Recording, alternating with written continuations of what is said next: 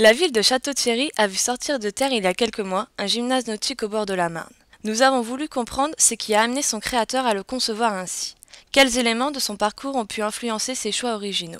Notre reportage commence à Laon, à l'exposition Architecture Bois en Europe. Les architectes sont de plus en plus nombreux à considérer le bois comme un matériau noble et vivant qui offre une piste de réponse à un défi actuel, le dépassement de la modernité.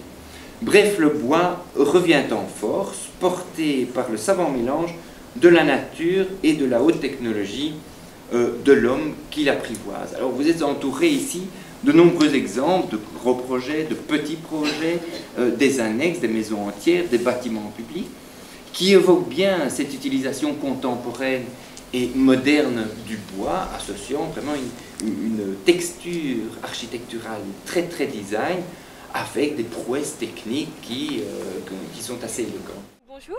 Bonjour. Ophélie. Ophélie. Jean-Claude, l'entraîneur du club d'aviron de Château-Thierry. D'accord. Donc je voudrais vous poser quelques questions. Alors, tout d'abord, quelle est votre activité au gymnase nautique? Alors mon activité, je suis salarié permanent du club. Avez-vous apprécié votre collaboration avec Monsieur Pass? Énormément. D'une part, Pass est un architecte reconnu, mais d'autre part, c'est aussi un rameur.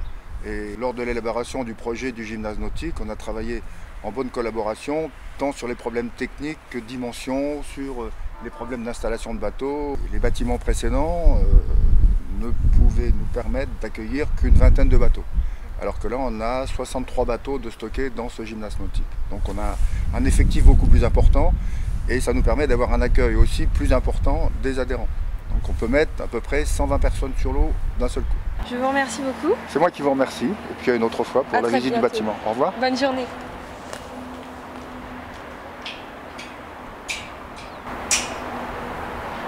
Bonjour Monsieur Pass. Bonjour, Donc je vais me permettre de vous poser quelques questions. bien volontiers. Alors, quel est le rapport entre vous et le gymnase nautique? Bien, je fais partie de l'équipe de conception et je suis aussi rameur depuis l'âge de 13 ans. Construire le bâtiment autour d'un séchoir à bateau, est-ce une innovation? C'est un retour aux sources. Les bateaux auparavant étaient en bois, maintenant on utilise plutôt des fibres carbone, mais à l'origine les bateaux étaient en bois et il y a l'analogie entre le bateau en bois, le bâtiment en bois et le bâtiment à claire-voie. D'accord. Pourquoi utiliser le bois? C'est pour prendre soin de l'environnement?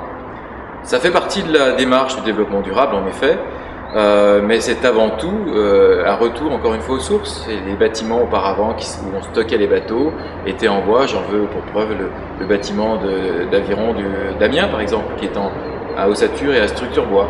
Là, 100 ans après, on refait un bâtiment à ossature et structure bois. Je vous remercie, je vous souhaite une très bonne journée et à très bientôt.